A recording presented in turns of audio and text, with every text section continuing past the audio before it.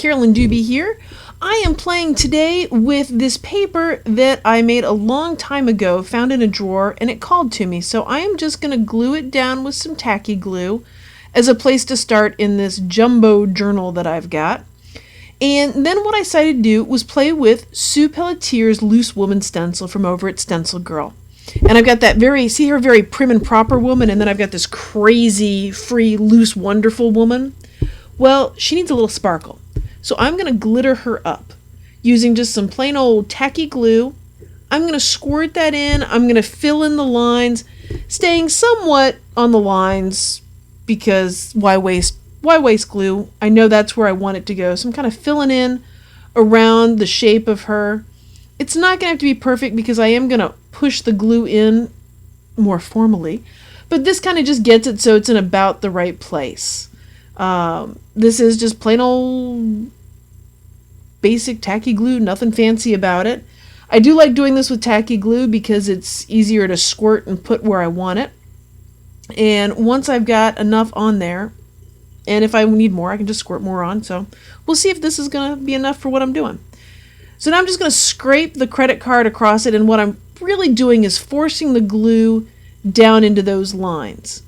And yes, there is going to be excess glue on the stencil, and I will actually clean that off because the glue will dry on there and make the stencil a little bit unusable if I don't clean it off. So as soon as I'm done here, if I'm smart, and remember, I'm going to go wash it off. So as I lift this up, now comes the part where I set it aside. Hope I remember to come back to that, but I'll give you a hint. I really do. I do actually clean this one. Anyway, sprinkle on some glitter very generously. I don't want to have to push on the glitter to get it to stick, so I'm just going to slather glitter all over her. And once the glitter's on there, I'm actually going to let it sit for a little bit to stick on there before I shake it off. And a little more glitter, a little more glitter. Usually I'm pretty happy when I pretty much empty the bottle of glitter. That seems to be my method of operation. So now I'm off to actually clean this stencil off. One of the few times I actually clean a stencil off. So now what I'm going to do is just tap it off into a tray, the glitter, so I'm not wasting any of it. Collects it all up nicely. You can do this onto a paper plate, piece of paper, anything, and then just push it back into the container. So I want to make her really stand out.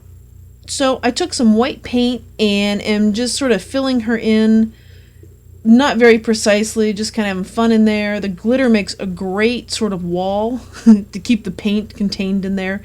And this will just give her a little something to jump out of. And I really love how she's just kind of jumping out of this picture. The color showing underneath the pink helps make her look like she's leaving the page, which is a feeling I really like.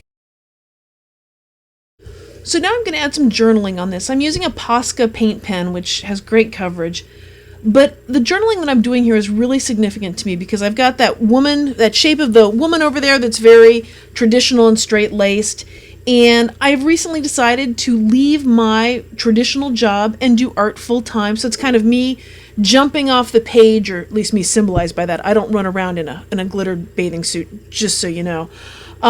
Decided to add, because I feel a lot of freedom with this choice, add my own handwriting. Turns out this is one giant oops, and that's just an outstanding opportunity presenting suddenly. I didn't think it was quite the oops that it was, but you can see I keep trying thing after thing to keep saving this. Well, what's going to happen is I'm going to get so unhappy with it, with this oops, I'm actually going to go and just cut it out. And that was really the place where I was meant to get. So that oops, finding those parts that weren't really comfortable, that was part of the process for me. And I've really grown to embrace that. See, I kind of cut that out there. And I'm going to cut the rest of her out. And I love that look. If I hadn't made so many oops with it, I never would have gotten to this. And I love the idea of her just jumping off the page this way. Gives her so much more oomph than like a sparkly glitter bathing suit and hair didn't give her enough oomph. Anyway, so I've got big word soar up here. And what that's going to do is also hang off the page. So I'm loving the stuff hanging off the page. Well, and I'm going to do some work with some punches and add some more borders here. And if you would love to support me in my adventure here as I jump into art full time, I would love it if you're enjoying this video, if you share it, you subscribe to me on YouTube. I've got a newsletter. All sorts of things like that are down in the links below in the description. stop over to my blog at acolorfuljourney.com, and I'll have the full post as well as photos of this and some descriptions and that kind of thing for you there.